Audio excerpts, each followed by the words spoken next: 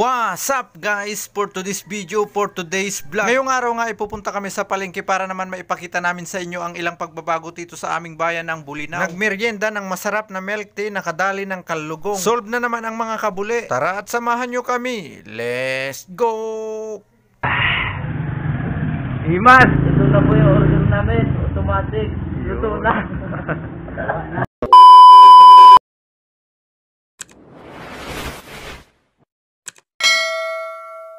Yo, kumusta mga kabuli? Dito nga ay nandito na kami sa daan papunta ng bayan dahil ngayong araw nga ay nagyaya itong si Dugong na pupunta daw kami ng palengke. Tatlong ulupong na nga ang nakasakay sa motor, ang kasama namin ay si Diso. Pupunta nga kami ng palengke hindi lang para mamili, para maipasyal din namin kayo sa aming Bulinaw Public Market. Dahil napakarami na nga talagang nagbago dito, patuloy talaga nilang pinapaganda itong aming bayan ng Bulinaw. Maraming salamat sa aming butihing mayor dahil pinapanindigan talaga niya itong aming kasabihan na babalik ko kawaananan ko. Sa mga taga dito sa Bulinaw, Pangasinan na wala ngayon dito, ito na ang ating bayan, napakaganda, umuwi na kayo. Porjo.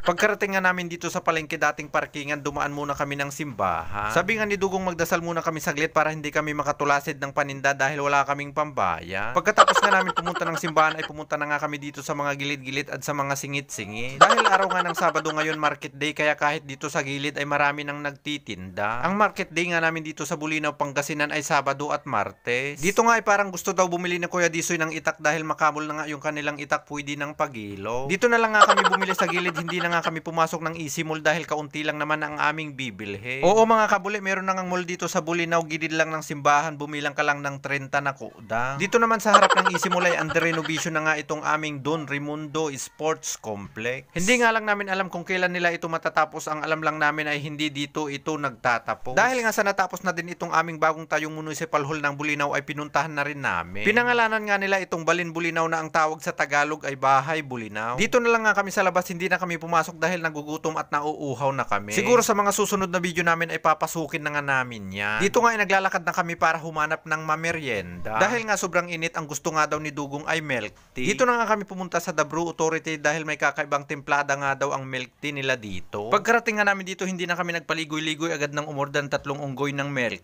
tea. Marami kang ang flavor na pwedeng pagpipilian, merong classic, merong premium, merong cream. Meron din silang Nutella, cheesecake, fruit at crepe flavor. Meron nga din sila ditong menu, classic milk tea. Marami kang ang flavor na pwedeng pagpipilian, may 2 sizes. Kung ang gusto nyo naman ay mga fruit tea, ay meron din sila dito. Pagkatapos nga namin nakapili ng aming kanya-kanyang order ay pinapasok nga muna kami ni Kuya. Para naman daw makapag-relax muna nga kami habang inaantay namin ang aming order.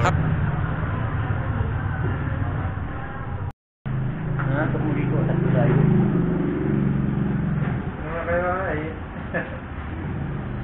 Hindi medyo na dito.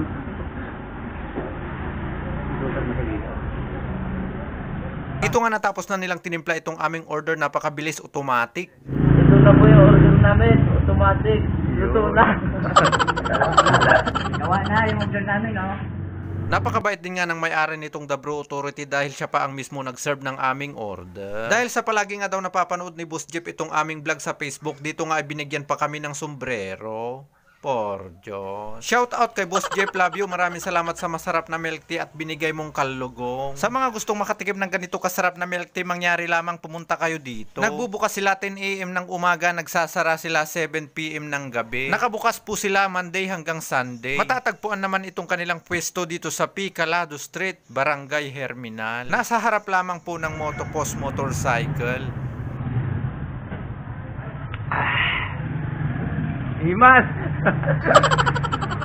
Gusto nga lang ulit namin magpasalamat mga kabuli dahil pinanood nyo na naman itong aming video hanggang dito sa duyo. Sana nga bago matapos itong aming video mga kabuli ay huwag nyo na naman kalimutang i-like at i-share itong aming video. Para naman mas marami pa ang makapanood dito sa aming video at mapanood nila na marami nang nagbago sa ating bayan ng Bulacan. Hanggang dito na lang muna mga kabuli. Kita-kits na lang ulit tayo sa aming susunod na episode. Maraming salamat po.